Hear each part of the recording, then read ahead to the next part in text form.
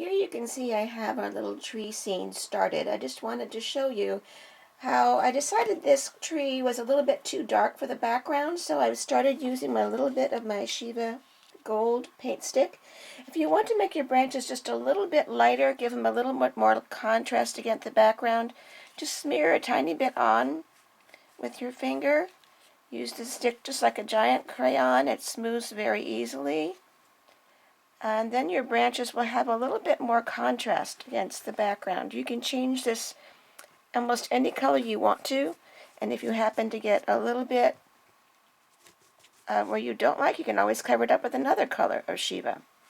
Now what I've done, you can see, is I've ripped up my Lutradur into pieces. This is the one that has the fusible webbing on the back of it, and I've placed some pieces behind my tree because I want to give this a three-dimensional look.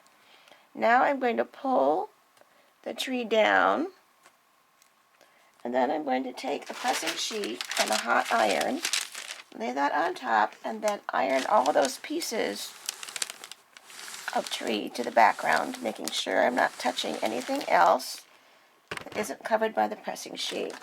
And then, once those are down properly, you have to make sure they're actually stuck the right way to your piece.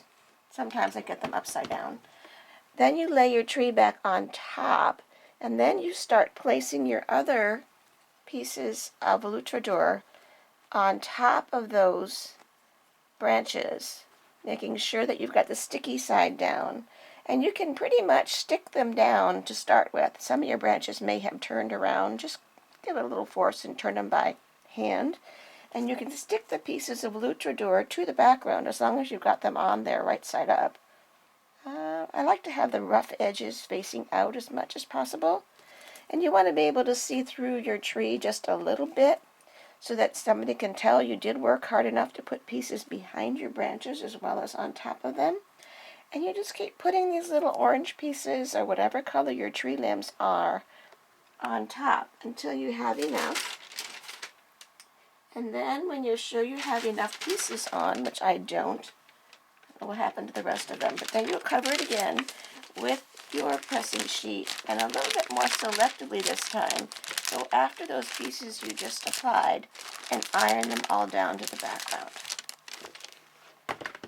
Okay, I'm going to find the rest of my pieces and do the same thing with it.